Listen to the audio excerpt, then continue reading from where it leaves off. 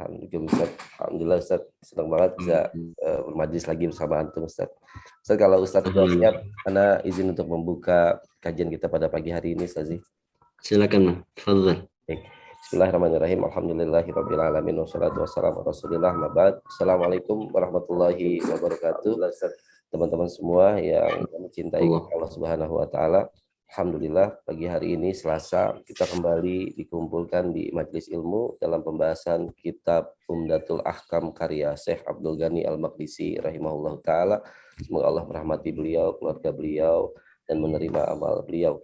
Dan insya Allah kembali kita bersama guru kita Ustadz Abu Zaid Cecep Nur Rahman LCMA yang akan memaparkan, mengajarkan kita akan ilmu. Dan seperti biasa, sebelum kita memulai agar kita mendapatkan ilmu yang bermanfaat, mari sama-sama kita luruskan niat kita siapkan alat tulis kita untuk mencatat faedah-faedah ilmu yang insya Allah akan kita dapatkan. Dan insya Allah nanti di akhir kajian akan ada sedikit waktu untuk bersoal jawab. Dan juga seperti kemarin, kita akan bergantian untuk membacakan hadis yang akan dibahas. Jadi mohon disiapkan teman-teman, bagi yang memiliki kitabnya, insya Allah kita akan bergantian. Demikian mukadimahnya, mari sama-sama kita simak kita Ustaz Abu Zaid Cecep Nur Rahman LCMH Hafizahullah Ta'ala waliyatafadul masykur. Bismillahirrahmanirrahim. Assalamualaikum warahmatullahi wabarakatuh. Alhamdulillahi rabbil alamin. Wabihi nasta'inu ala umuri dunya wad din. Wassalatu wassalamu ala ashrafil mursalin. Al-mab'uthi rahmatan lil alamin. Nabiyyina wa qudwatina wa qurrati a'yunina. Muhammad ibn Abdullah salawatullahi wa salamuhu alaihi. Wa ala alihi wa ashabihi. Wa man sara ala nahjihi. Wastana bisunnatihi ila yaumiddin. Wa sallama tasliman katsira.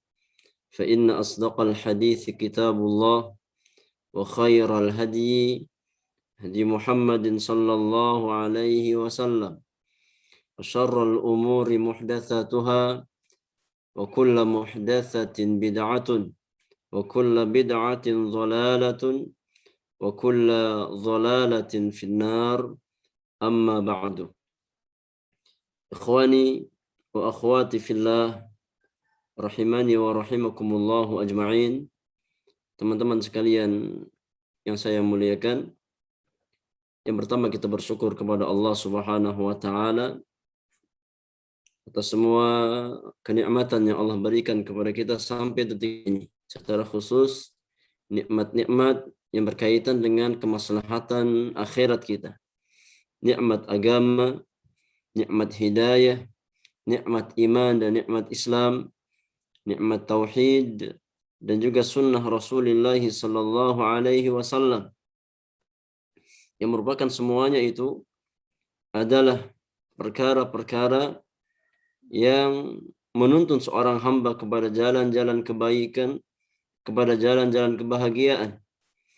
Salawat dan salam semoga tercurahkan, terlimpahkan kepada qudwah hasanah kita, Nabiur Rahmah Rasulullah sallallahu alaihi wasallam, kepada keluarga beliau, kepada sahabat-sahabat beliau, dan kepada setiap umat Rasulullah sallallahu alaihi wasallam yang senantiasa berusaha untuk istiqamah dalam mempelajari sunnah-sunnahnya, istiqamah di dalam mengamalkannya, istiqamah di dalam mendakwahkan apa yang Nabi Sallallahu Alaihi Wasallam wariskan di dalam sunnah-sunnah beliau. Semoga kita semua yang hadir di majlis di pagi hari ini, Allah jadikan sebagai bagian dari umat Nabi yang mulia alaihi salatu wassalam, yang berbahagia di dunia dengan sunnah-sunnahnya, dengan tuntunannya, dan berbahagia di akhirat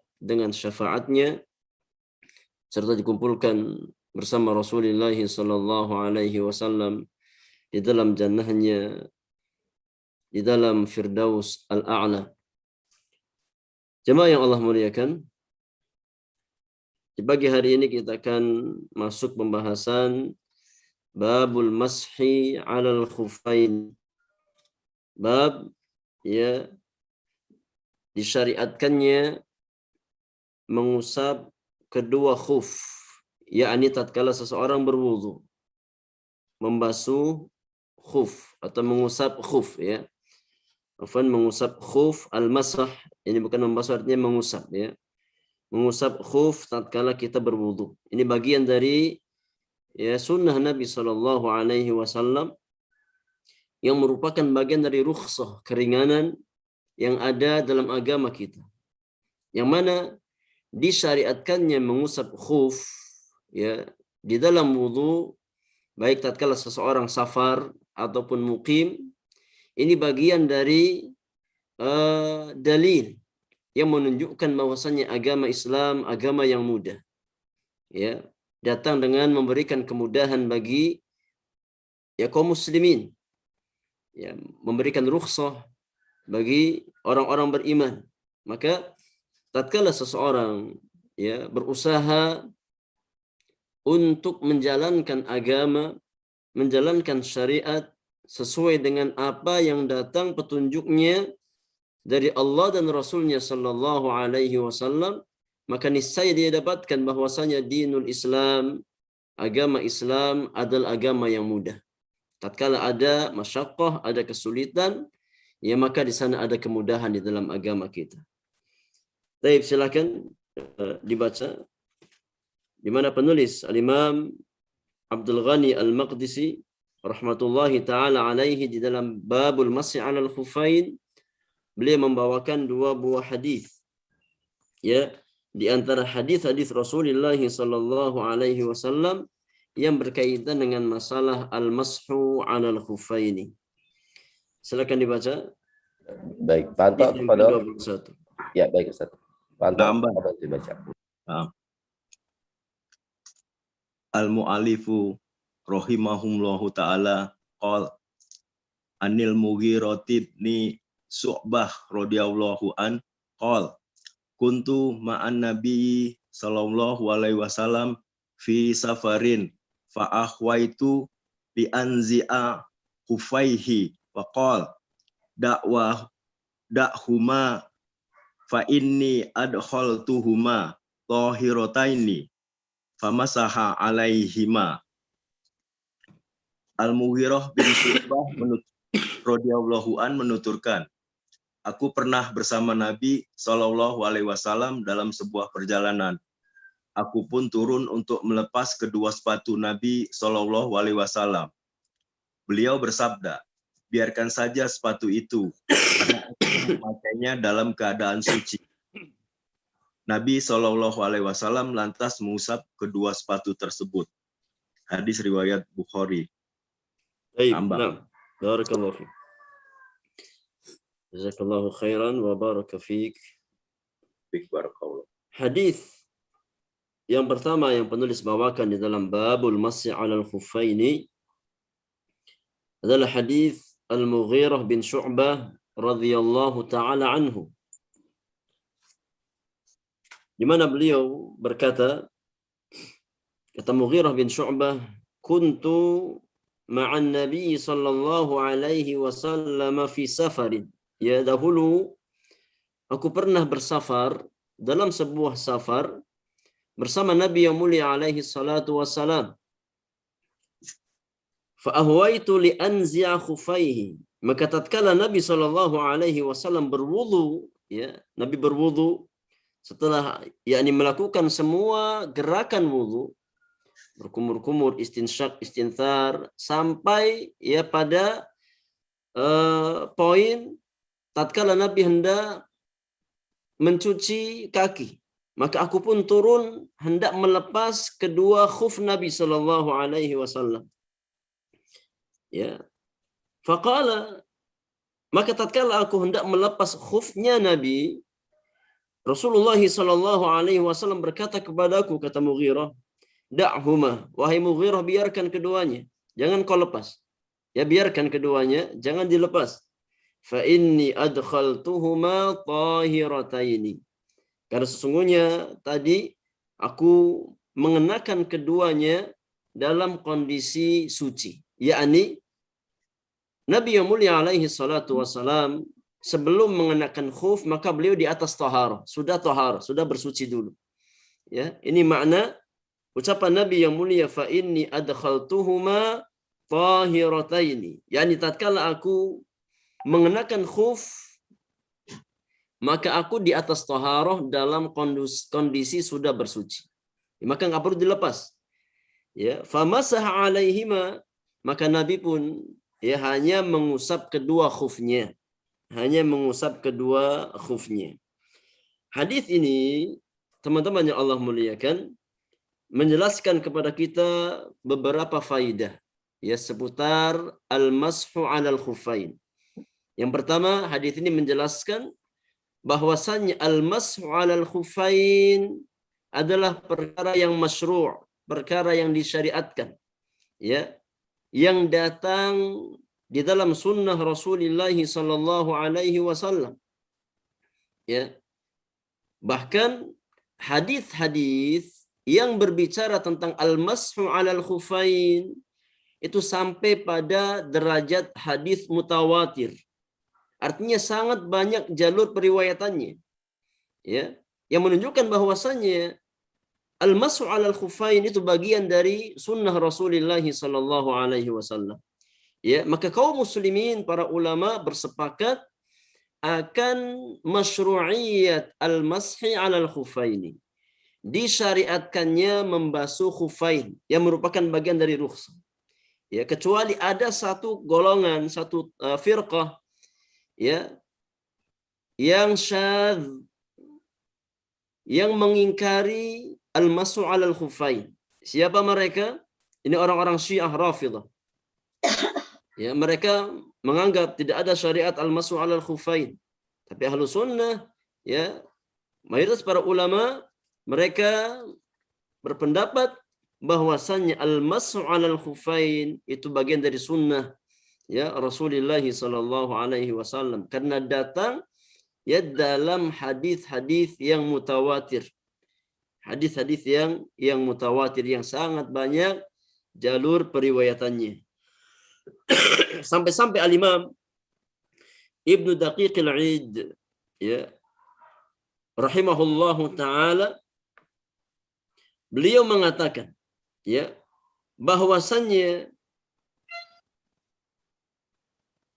yang berpendapat ya disyariatkannya al-mashu 'alal khuffain, membasuh atau mengusap khuf, itu merupakan syiar ahli sunnah.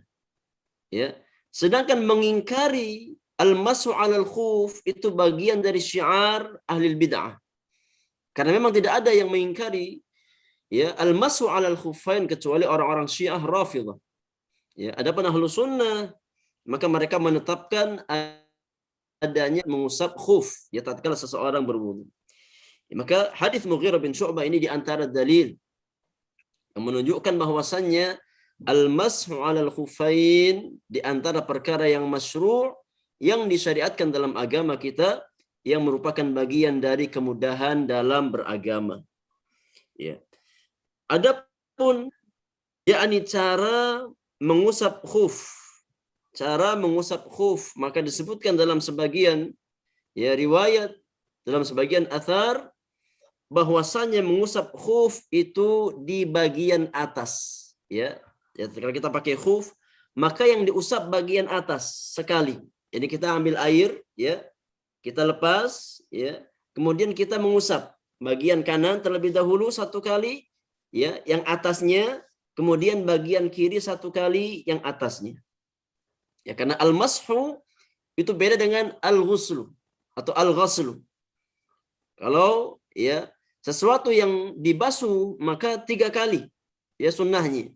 Tapi kalau al-mashu yang diusap maka sunnahnya 1 kali.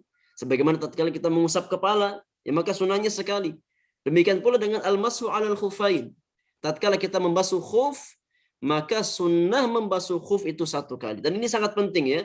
Sangat penting untuk ya kita fahami. Karena terkadang mungkin kita ada kesulitan tatkala kita safar, kita memakai sepatu ya.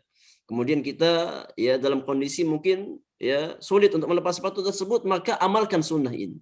Ada keringanan dalam agama kita dari Nabi yang mulia alaihi salatu wassalam ya untuk membasuh khuf. Ya, jadi membasuh khuf caranya ya kita mengusap bagian atasnya 1 kali. Bagian kanan 1 kali, ya, kaki kanan 1 kali, kaki kiri 1 kali, diusap bagian atasnya. Sebagaimana athar dari sahabat yang mulia Ali bin Abi Thalib radhiyallahu taala anhu, beliau berkata, "Lau kana ad-dinu bir-ra'yi lakana asfalal khuffi awla bil mashi min a'lahu." Kata Ali bin Abi Thalib, kalau seandainya seseorang beragama hanya berdasarkan ra'yunya semata, hanya berdasarkan logikanya semata, maka tentu dalam masalah mengusap khuf, yang diusap harusnya bagian bawahnya. Kalau kita pakai logika kita semata, ya, karena yang berpotensi kotor itu bagian bawah, ya. Namun tatkala kita beragama dengan sunnah Rasulullah, dengan dalil yang datang dari Nabi, ya, maka kita membasuh khuf bagian atasnya. Karena itu yang dicontohkan oleh Nabi yang mulia alaihi salatu wassalam. Ya, maka mengusap khuf itu pada bagian atas khuf, ya, bukan bagian bawah. Nah, kemudian faedah yang kedua dari hadis yang mulia ini, bahwasannya syariat mengusap khuf, ya, itu disyaratkan seseorang dalam kondisi suci tatkala dia mengenakan khuf. Ya, tatkala kita ya mungkin menggunakan sepatu, ya pakai sepatu, ya, kemudian kita belum bersuci terlebih dahulu, ya maka nggak boleh kita langsung mengusap sepatu kita. Ya, karena Nabi yang mulia di sini dalam hadis Mughirah bin Syu'bah, Nabi yang mulia bersabda, "Fa inni adkhaltuhuma tahirataini." Aku mengenakan kedua khuf tersebut dalam kondisi di atas taharah, dalam kondisi suci. Dari sini para ulama ya mengambil istinbat bahwasannya di antara syarat bolehnya membasuh khuf adalah tatkala seseorang mengenakan kedua khuf tersebut dalam kondisi di atas taharah. Ya, kita sudah berwudu kemudian kita pakai sepatu, ya, kita pakai khuf, ya, maka boleh kita mengusap khuf kalau wudu kita batal. Ya, kalau wudu kita batal, maka boleh kita mengusap khuf. Tapi kalau kita tatkala mengenakan khuf dalam kondisi tidak di atas taharah, maka tidak boleh mengusap khuf. Ya, karena itu di antara syarat ya mengusap khuf. Nah, kemudian di antara faedah yang lain ya dari hadis yang mulia ini, kata para ulama, hadis ini menjelaskan istihbab khidmatil ulama wal fudala, ya, disukai ya seorang ya berkhidmat kepada ahli ilmu sebagaimana yang dilakukan oleh Mughirah bin Syu'bah. Bagaimana beliau berkhidmat kepada Rasulullah sallallahu alaihi wasallam. Ya, maka demikian pula ya seorang muslim mustahabun disukai untuk berkhidmat kepada pewaris para nabi dan rasul.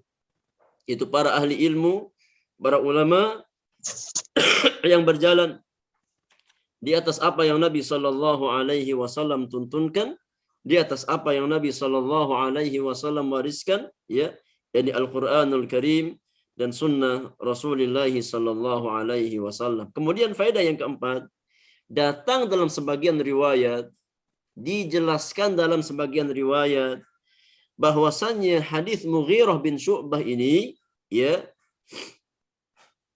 berkaitan dengan ya peristiwa perang Tabuk. Ya, yakni hadis Mughirah bin Syu'bah ini terjadi pada perang Tabuk. Ya, tatkala Nabi Shallallahu alaihi wasallam hendak melaksanakan sholat subuh, Nabi ingin berwudu, ya. Kemudian Mughirah ingin melepas kedua khufnya, maka Nabi katakan biarkan keduanya. Ya, karena sungguhnya aku menggunakannya dalam kondisi di atas taharah. Wallahu taala a'lam bis-shawab. Hadis berikutnya, hadis Hudzaifah ibn al-Yaman. Silakan dibaca. Ya, baik. Ahdinar, tafadhol untuk dibaca. Ahdinar monitor. Ya. Halo. Ya. Yep. Ya. Qala al-muallifu rahimahullah an Hudzaifah bin al-Yamani radhiyallahu anhu ma qala kuntu ma'an nabiyyi sallallahu alaihi wasallam qabala wa tawadda'a wa masaha ala khuffaihi mukhtasara. Hudzaifah bin al-Yaman mengatakan, aku bersama Rasulullah sallallahu alaihi wasallam dalam sebuah perjalanan. Beliau buang air kecil kemudian berwudu dan mengusap sepatu. Hadis ini disampaikan secara ringkas. Baik, nah. Jazakallahu khairan wa baraka fiik. Hadis yang kedua yang dibawakan oleh al-Imam di dalam babul masih 'alal khuffaini adalah hadis Hudzaifah ibn al-Yaman radhiyallahu taala anhuma, di mana Hudzaifah berkata, kata Hudzaifah, kuntu ma'an Nabi sallallahu alaihi wasallam fi safar. Ya, aku pernah bersama Nabi yang mulia di saat safar. Ya. Fabala, kemudian Nabi buang air kecil. Ya. Wa tawaddaa, selesai buang air kecil maka Nabi yang mulia berwudu, memperbaharui wudunya. Ya. Wa masaha ala khuffaihi, dan tatkala Nabi berwudu, Nabi hanya mengusap kedua khufnya. Ya, tidak membasuh kedua kakinya, tapi hanya mengusap kedua khufnya. Mukhtasar, ini secara ringkas, ya. Hadis ini, ikhwani fillah jazakumullah, ya, menjelaskan kepada kita beberapa faidah. Yang pertama, Hudzaifah ibn al-Yaman radhiyallahu taala anhu adalah salah seorang sahabat, ya, yang memiliki keunikan. Ya, Hudzaifah ibn al-Yaman adalah salah seorang sahabat Nabi yang memiliki keunikan. Jadi antara keunikan Hudzaifah bin al-Yaman adalah apa yang beliau sampaikan. Kata Hudzaifah bin al-Yaman, kana an-nas yas'aluna Rasulullah sallallahu alaihi wasallam 'anil khair. Dahulu para sahabat, ya. Jadi kebanyakan mereka bertanya kepada Nabi tentang perkara-perkara kebaikan. Ya, untuk mereka amalkan. Ya, untuk berlomba di atas kebaikan tersebut. Wa kuntu as'aluhu 'anis syarr. Adapun aku, maka tatkala Nabi yang mulia masih hidup, aku banyak bertanya kepada Nabi tentang perkara-perkara keburukan. Apa tujuannya? Ya, makhafata an yudrikani. Karena aku khawatir kalau seandainya aku nggak tahu keburukan tersebut, aku terjatuh dalam keburukan dalam kondisi aku tidak mengetahuinya. Maka Hudzaifah bin Yaman radhiyallahu taala anhu itu banyak bertanya kepada Nabi, ya, tentang fitnah-fitnah di akhir zaman yang akan menimpa umat beliau. Ya, oleh karenanya Hudzaifah bin Yaman, ya, digelari sebagai sahibu sirri Rasulullah sallallahu alaihi wasallam, ya, sebagai pemegang rahasia Nabi. Karena Nabi banyak menceritakan, ya, kepada Hudzaifah bin Yaman, ya, tentang perkara-perkara yang tidak Nabi sampaikan kepada selain beliau. Jadi antaranya adalah tentang nama-nama orang-orang munafik. Tentang nama-nama orang-orang munafik.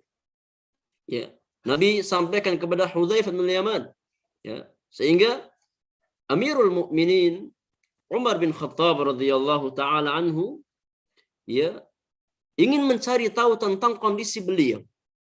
Apakah ada di antara nama-nama yang Nabi kabarkan itu sosok Umar bin Khattab?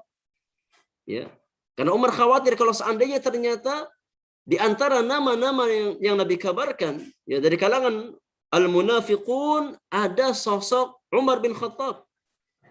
Ya, maka Umar pernah bertanya kepada Hudzaifah, ya Hudzaifah, ya, apakah di antara nama-nama yang Nabi sebutkan kepada engkau ada nama Umar bin Khattab? Maka kata Hudzaifah, lasta minhum ya Amirul Mukminin. Wahai Umar, engkau bukan bagian dari mereka. Ya, engkau tidak termasuk ke dalam nama-nama munafiqun yang Nabi Shallallahu alaihi wasallam sebutkan. Ya, karena kau di atas kebaikan. Ya.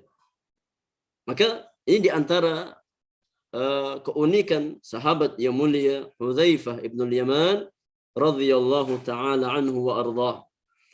Kemudian hadis ini menjelaskan kepada kita ya tentang masyru'iyatul mashi 'alal khuffaini fis safar.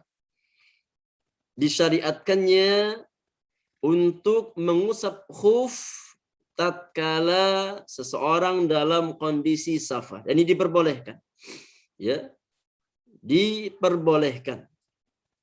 Rukhsah dalam agama kita. Tatkala kita ya safar, kita menggunakan sepatu atau khuf ya yang menutup mata kaki kita, maka diberikan keringanan ya tatkala kita berwudu ya untuk tidak melepas sepatu tersebut, tapi cukup dengan mengusap bagian atasnya. Wa muddatul mas'i 'alal khuffaini ini fi safari 3 ayamin bilayaliha. Ya, kemudian ada perbedaan. Mengusap khuf itu boleh dilakukan tatkala kita safar ataupun tatkala kita mukim. Boleh. Ya, kedua-duanya boleh. Baik bagi seorang musafir ataupun bagi seorang mukim.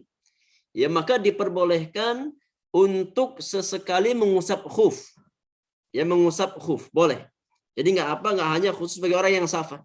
Atau orang yang mukim pun diperbolehkan untuk mengusap khuf. Ya. Yang membedakan adalah mudahnya, waktunya. Ya. Waktu kapan dia harus melepas sepatu atau khuf tersebut. Ya, batas maksimal bolehnya seseorang mengusap di atas khuf, ya. Adapun seorang musafir, maka batas maksimalnya adalah 3 hari 3 malam. Ya, batas maksimal mengusap khuf 3 hari 3 malam. Adapun bagi seseorang yang mukim, maka batasan maksimalnya hanya sehari semalam untuk mengusap khuf. Ya, untuk mengusap khuf. Ya, di antara dalilnya adalah yakni riwayat dari Shuraih bin Hani. Shuraih bin Hani pernah bertanya kepada Ummul Mukminin Aisyah radhiyallahu taala anha tentang mengusap khuf. Ya.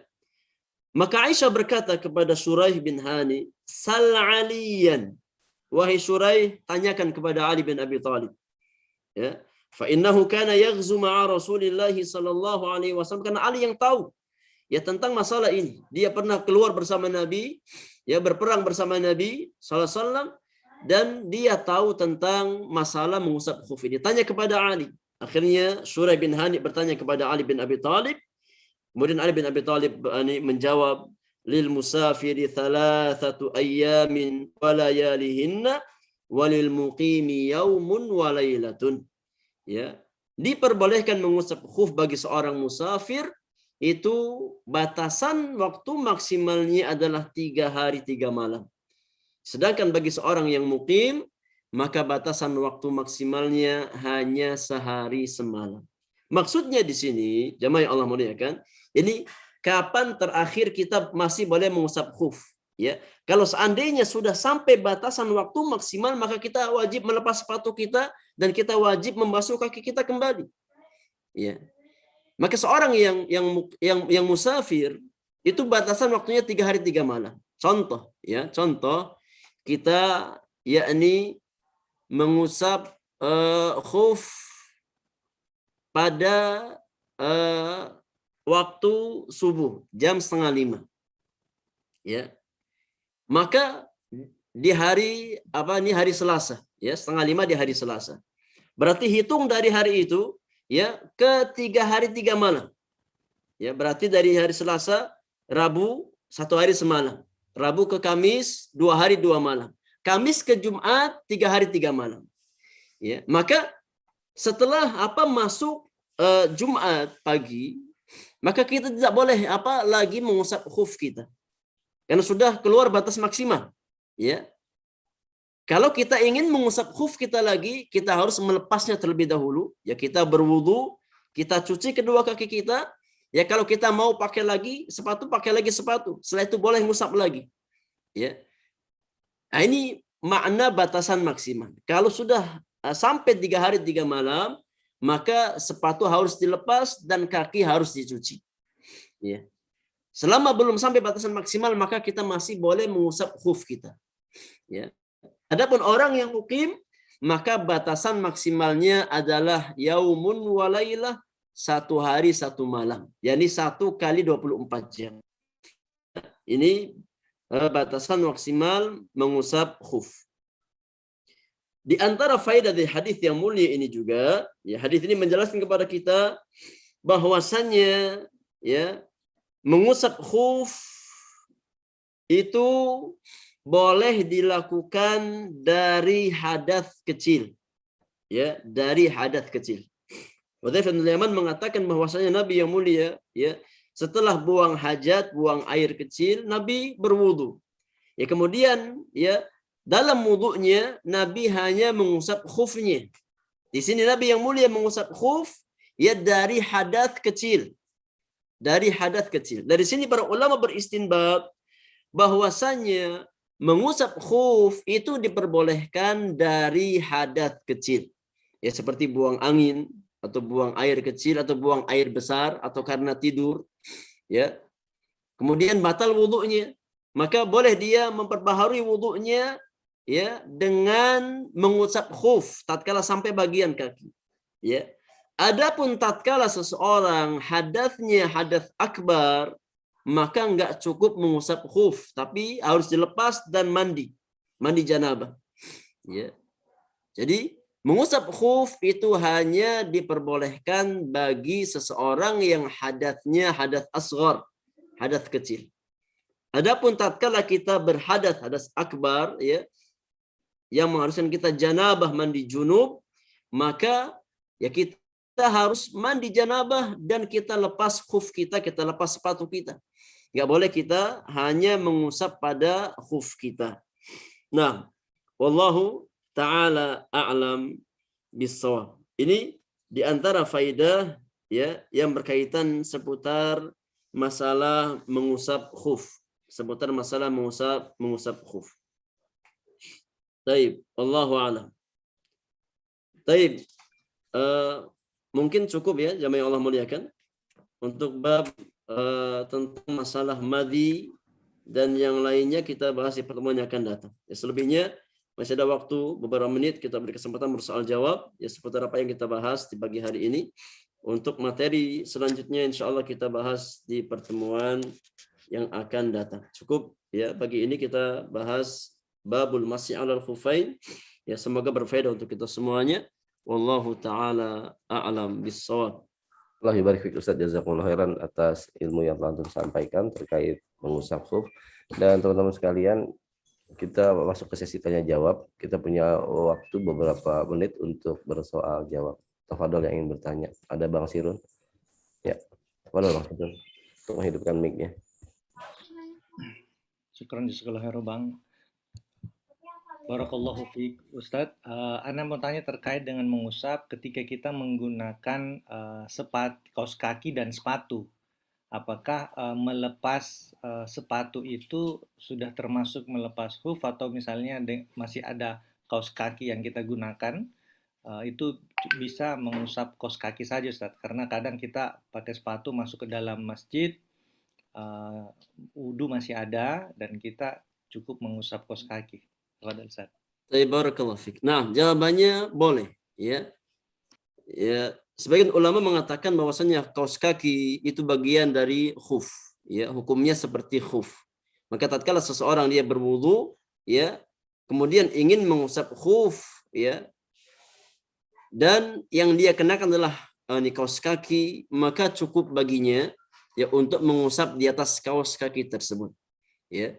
Jadi boleh, ya, karena nggak mungkin kita masuk masjid dalam kondisi mengenakan sepatu. Akhirnya kita hanya mengusap di atas kaos kaki kita. Di atas kaos kaki kita, ya, maka sebagian ulama yakni mengkiaskan al-jawrabaini atau kaos kaki itu dengan al-khuffaini, hukumnya sama.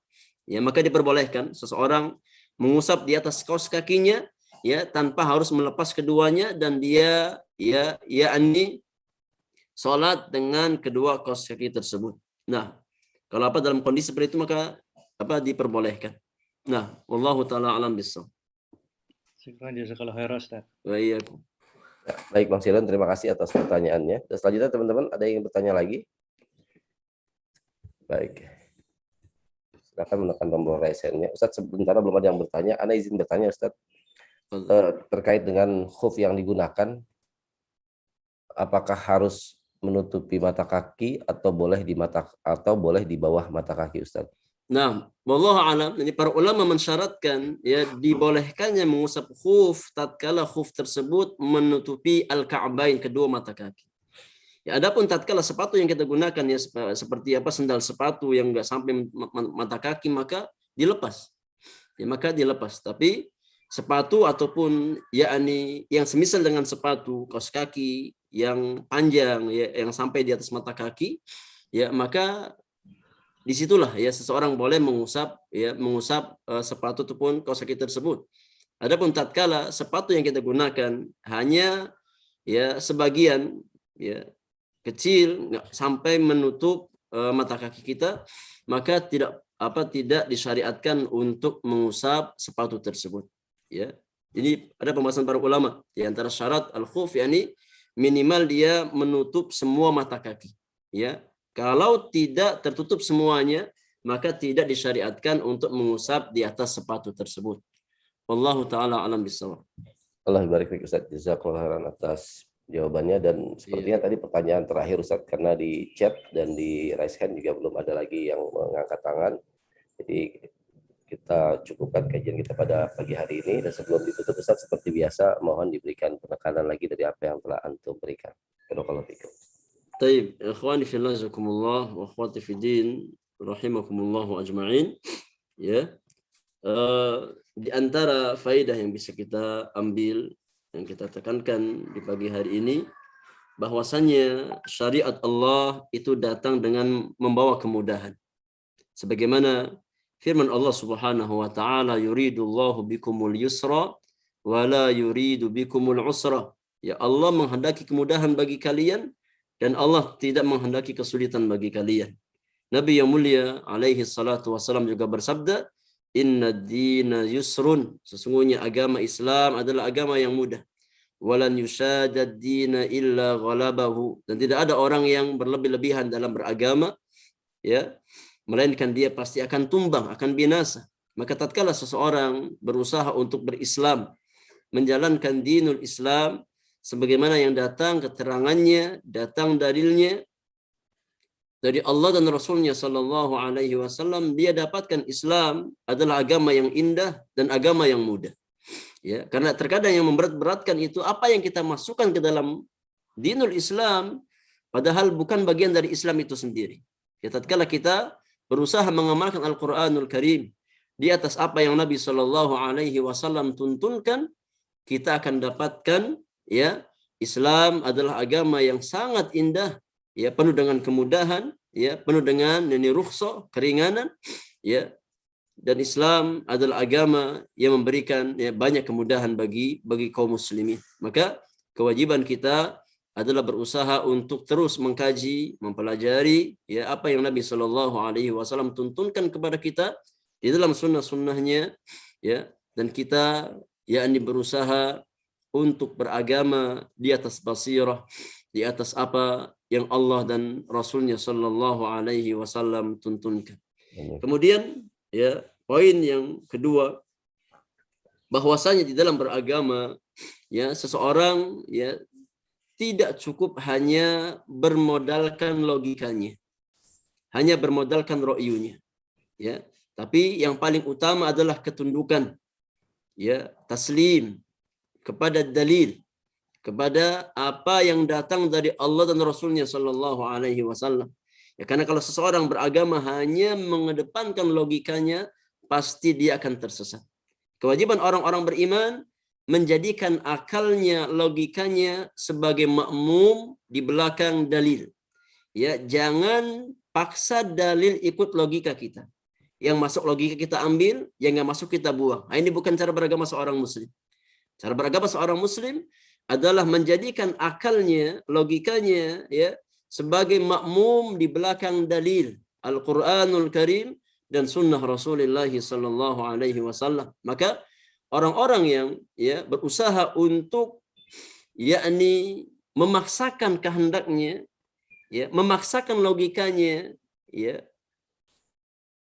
di dalam beragama pasti tersesat dari jalan yang hak. Maka hendaknya seorang muslimah berusaha beragama ya dibangun di atas dalil, dan kita menjadikan ra'yu kita, akal kita makmum di belakang dalil tersebut, karena posisi akal ya dengan dalil itu seperti posisi mata dengan cahaya, ya. Mata yang ikut cahaya, ya, bukan cahaya yang ikut mata. Maka wahyu Allah dialah nur, cahaya bagi akal-akal kita. Semoga Allah Subhanahu wa taala senantiasa membimbing kita, memberikan kita taufik untuk terus istiqamah di atas jalan-jalan kebaikan, di atas jalan ilmu yang bermanfaat dan amal saleh, dan Allah Subhanahu wa taala menjadikan kita semua hamba-hamba yang senantiasa tunduk di atas apa yang datang dari Allah dan Rasulnya sallallahu alaihi wasallam. Wa sallallahu ala nabiyyina Muhammadin wa alihi wa sahbihi ajma'in. Wa akhiru da'wana alhamdulillahi rabbil alamin. Subhanakallahumma wa bihamdika asyhadu an la ilaha illa anta astaghfiruka wa atubu ilaik. Assalamualaikum warahmatullahi wabarakatuh. Waalaikumsalam warahmatullahi wabarakatuh. Alhamdulillah teman-teman, dan jangan lupa untuk senantiasa bersyukur dan mengucapkan terima kasih jazakallahu khairan Ustaz atas ilmu yang telah antum sampaikan. Semoga Allah memberkahi antum, rahmati antum dan keluarga antum, dan juga teman-teman, semoga apa-apa yang telah kita dapatkan pada pagi hari ini menjadi ilmu yang bermanfaat, ilmu yang bisa kita praktekkan dan kita ajarkan kepada orang-orang tercinta. Demikian, mohon maaf apabila masih banyak kekurangan dari penyajian kajian kita pada pagi hari ini. Semoga Allah istiqomahkan kita di atas jalan ilmu. Sampai ketemu lagi insya Allah di pekan depan. Billahi taufiq wal hidayah. Subhanakallahumma wa bihamdik. Asyhadu an la ilaha illa anta astaghfiruka wa atubu ilaik. Assalamualaikum warahmatullahi wabarakatuh.